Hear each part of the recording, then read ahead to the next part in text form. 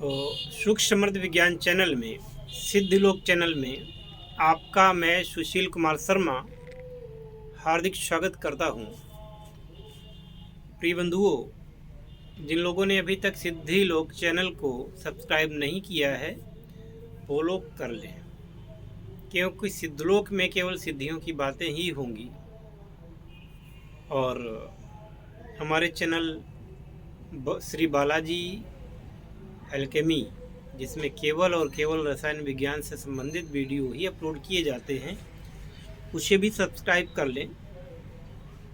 हम दोनों के लिंक इस वीडियो की डिस्क्रिप्शन में अपलोड कर देंगे, आप वहां से देख लें। और आज मैं आपको बताने जा रहा हूं कि बहुत सारे लोग साधना तो करते हैं, छोटी छोटी बातें कभी कभी नुकसानदेह हो जाती हैं, साधना सफल नहीं हो पाती है। तो आज मैं बात करता हूं कि माला का जप कैसे करें। माला का जप कैसे करें। मैंने एक ये हाथ में माला ले रखी है और आपको बताने के लिए इस माला के द्वारा मैं आपको जप करके दिखाता हूँ। ये पीले हकीक की माला है और माला हमेशा प्राण प्रतिष्ठित मंत्र से लेनी चाहिए या गुरु से कह करके उसकी पूरी विधि जान लेनी चाहिए। अब मैं इसके बारे में आपको इसलिए बता रहा हूँ कि बहुत सारे लोग जिनको मैं मंत्र देता हूँ और वो इसके बारे में जानते नहीं हैं, तो फिर वो सिद्धि प्राप्त नहीं होती। सबसे पहले तो ये कि अगर माला से आप मंत्र जप कर रहे हैं तो एक गौमुखी ले लें। गौमुखी जो होती है, कपड़े से सिली हुई एक थैली होती है जिसमें उंगली, ये वाली उंगली जो है ना आपकी तर्जनी, इस फिंगर को बाहर निकालने के लिए एक छेद होता है, बाकी यहाँ पे आप डाल लेते हैं। अभी गोमुखी मेरी इस समय है नहीं, वरना मैं अभी गोमुखी भी दिखा देता आपको। तो अब ये जो है माला का, ये जो 108 दाने हैं और इसका ये जो है सुमेरु है, देख रहे हैं ना, ये 108 दाने प्लस सुमेरु, यानी कि दाने 109 हो गए, जिसमें से ये वाला दाना, ये जो सुमेरु का दाना है, इसको जब करते समय इसकी गणना नहीं होती है। ये आप ध्यान से देखें, इस दाने की गणना नहीं होती है। अब इसमें क्या होता है, ये दाने हैं और जब हम करते हैं तो यहाँ से हमने मान लिया शुरू किया, और माला अगर काम में कर्म है यानी कि अच्छे कार्यों के लिए किया जा रहा है, तो आप भीतर की ओर यहाँ से जप करेंगे। जैसे मान लीजिए ओम ओम ओम ओम ओम ओम ओम। अब ये माला ऐसे भीतर को एक एक करके, एक एक दाना करके हम कर डालेंगे। अब जब ये माला पूरी हो जाएगी, है ना, जैसे अब ये आ रही है ओम ओम ओम, उदाहरण के लिए ओम मंत्र का मैं जप कर रहा हूँ, ओम ओम ओम। अब देखिए 2 दाने रह गए हैं, ओम ओम। अब ये एक माला पूरी हो गई, और जैसे ही एक माला पूरी होती है ये, तो अब आएगा सुमेरु। तो अब सुमेरु का उल्लंघन करके आगे से माला नहीं करनी, बल्कि इस माला को हमें पलट लेनी है। ऐसे करके, दूसरा हाथ ना लगे, ऐसे करके पलट करके ऐसे कर लेनी है। ठीक, माला को हमने पलट लिया। दोबारा से देखें, जैसे हमारी माला यहाँ पे खत्म हो गई, अब ये क्या करनी है, तो हमको ऐसे करके ऐसे पलट लेनी है इस माला को। तो जो आपका अंतिम दाना था वहीं से पूरे शुरुआत हो जाएगी, और जब इसका अंतिम दाना आएगा तो सुमेरु का उल्लंघन नहीं करना है, बल्कि वहीं से पलट करके माला उस अंतिम दाने को ही पहला दाना बना लेना है। ठीक है, यहाँ तक समझ में आ गई बात। अब ये उंगली बाहर जो हमने ये वाली उंगली जो हिला रहे हैं, इसका क्या मतलब है? ये उंगली जप कार्यों में इससे छुआ नहीं जाता है। इस उंगली को जप कार्यों के लिए योग्य नहीं माना जाता है। ये उंगली शनि राहु केतु की तरह होती है, जिसमें कि बहुत मतलब ऐसी नकारात्मक ऊर्जा मानी जाती है, जो कि जैसे कि कुम्हड़े की बतिया है, कुम्हड़ा है ना, कुष्मांड, उसकी अगर उसका फूल है या तोरई है, लौकी है, तो अगर आपने उसका फल होते हुए देखा और उस पर उंगली से ऐसे कर दिया तो वो फल फिर कीड़े पड़ जाते हैं, वो फिर फल वहीं पे मर जाता है।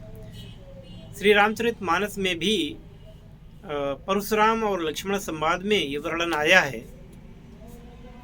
कि यहाँ कुम्हड़ बतिया को नाही, जे तर्जनी देख मुरझाही, है ना। तो कुछ तो है इस उंगली में। जब हम किसी को डांटते हैं, जब किसी से कोई वाद विवाद होती है, तो बस ऐसे करके बात करते हैं, तो दूसरा कहता है कि उंगली मत दिखाना वरना, और वो उंगली दिखा करके ही बात करता है। यानी ये मारक पोजीशन है। जैसे कि तमंचा या बंदूक होती ना, नली बाहर को होती है और बस ऐसे ही पकड़ा जाता है उसको, इसी प्रकार की भाव भंगिमा कुछ तमंचे की बन जाती है। तो ये जो है खतरनाक पोजीशन है। तो इसलिए इस उंगली का प्रयोग शुभ कार्यों में, और अगर आप सिद्धि चाहते हैं तो इस उंगली का प्रयोग बिल्कुल नहीं करना है, इसको दूर रखना है। अब ये माला हो गई है, ठीक। इस प्रकार से माला हमने करी। जप करते समय या जप करने के पश्चात भी कोई भी माला, सिद्ध माला जो होती है, किसी को दिखाई नहीं जानी चाहिए। आपका यंत्र, आपकी मूर्ति, आपकी माला इत्यादि ये गोपनीय रहने चाहिए, इनको दूसरा व्यक्ति न देखे। अच्छा है कि अगर आप जब तक करते हैं तो किसी एकांत स्थान में करें जहाँ पर कि कोई जान सके, और अगर आपके पास ऐसा एकांत स्थान नहीं है तो आपकी ये जिम्मेदारी बनती है कि इन चीज़ों को आप गोपनीय रखें। चाहे आप बॉक्स में ताला लगा के रखें या अलमारी में सेफ में ताला लगा के रखें, जैसे भी कर सकें। इन चीज़ों पर दृष्टि किसी की भी नहीं पड़नी चाहिए, सिर्फ आपके। और माला का जप का प्रयोग जब भी करें तो पवित्र हो करके करें, स्नान करके, स्वच्छ वस्त्र पहन करके करें। तो आज मैंने आपको बताया कि माला का प्रयोग कैसे करते हैं। ये तो बुनियादी जानकारी है, लोगों को पता नहीं होती है और लोग बस लेके वो करने लगते हैं। बहुत सारे लोगों को तो मैंने देखा है कि वो दोनों हाथों से करते हैं जबकि वो सही पद्धति नहीं है। आसन में बैठे हैं, सिद्धि के लिए बैठे हैं, तो आप माला का प्रयोग करें। और आसन, जैसा कि काम्य कर्मों के लिए, सभी अच्छे कर्मों के लिए आसन लाल रंग का कंबल का आसन होना चाहिए, जिसमें सेफ बिल्कुल लाल रंग ही हो, दूसरा रंग ना हो। आसन 1 इंच मोटा होना चाहिए कम से कम, और ये नहीं कि बस पालथी मार करके बैठने भर के लिए आसन हो, नहीं।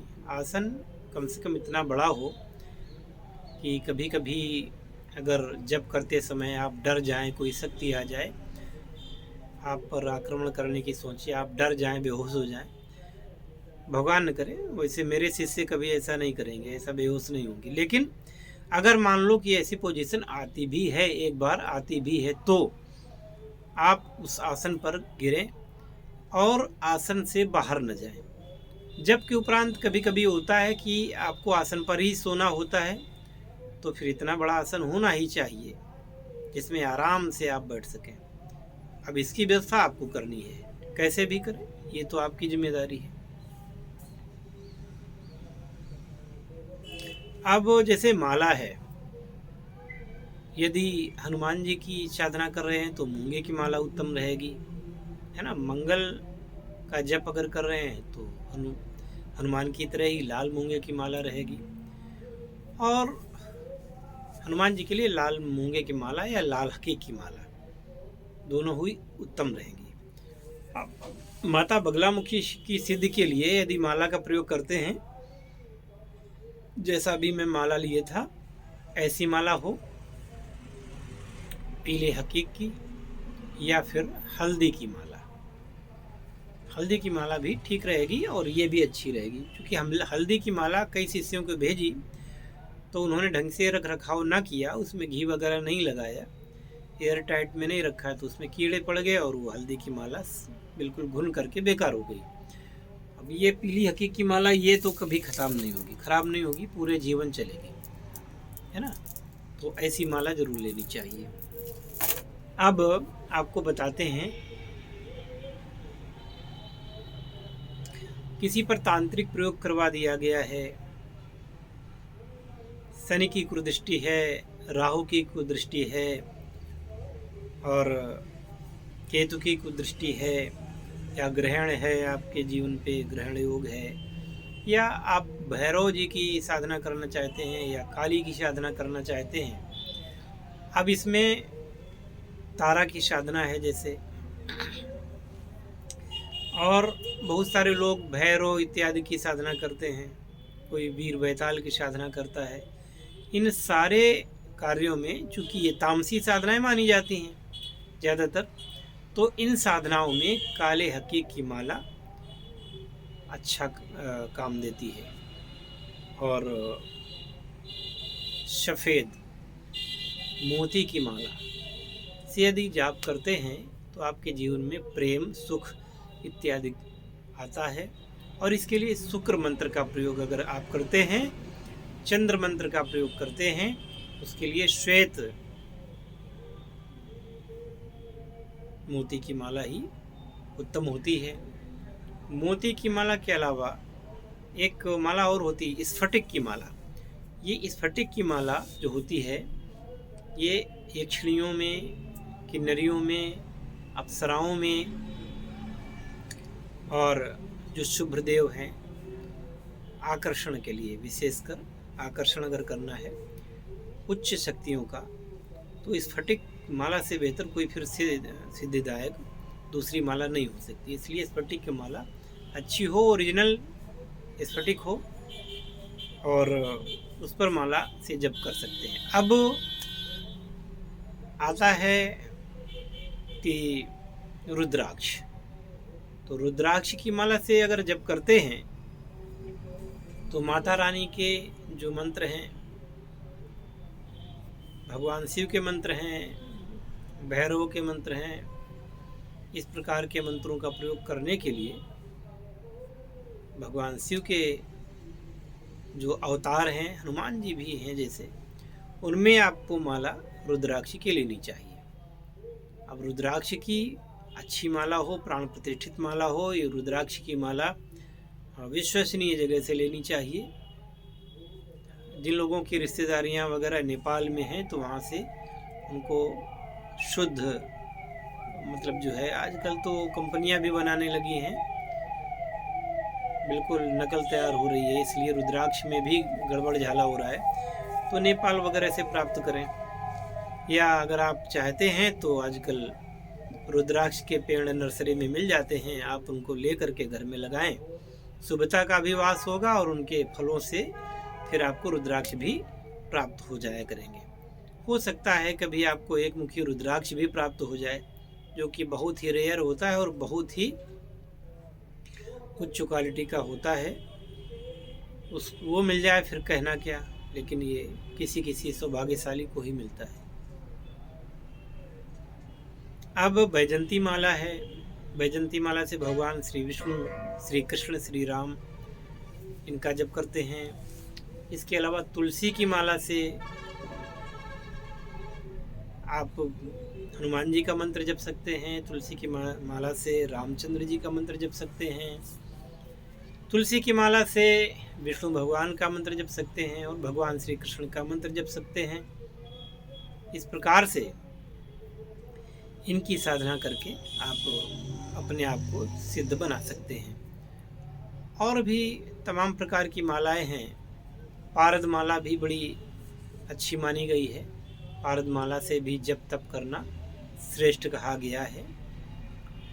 अब जिसकी जैसी अपनी हैसियत होती है उस प्रकार से करता है। हालांकि अब शास्त्रों में तो हीरे की माला, मोतियों की माला, मणियों की माला सबका विधान है और सब कोई नहीं कर सकता। इसी प्रकार से जो तांत्रिक कर्म होते हैं जिनमें कि अघोर साधनाएं वगैरह हैं, वाम मार्गी साधनाएं, उसमें कहीं मनुष्य की हड्डियों की माला, कहीं सर्प की हड्डियों की माला, कहीं और किसी जीव की हड्डियों की माला से बने हुई माला से जप करने का विधान बताया जाता है। लेकिन हम तो यही कहेंगे कि आप केवल शुभ साधनाएं करें, और अशुभ साधनाएं करते हैं तो उसके जिम्मेदार आप होंगे। इसलिए ऐसी साधनाओं को करें ही नहीं। अगर अच्छी लगी हो जानकारी और इसी प्रकार की वीडियो आप चाहते हैं तो आप चैनल को सब्सक्राइब करके बेल आइकॉन को दबा लें, जिससे कि आपको नोटिफिकेशन मिलते रहें और अच्छी अच्छी जानकारियों से आप परिचित होते रहें। जय शिव शंकर, जय भोलेनाथ, हर हर महादेव।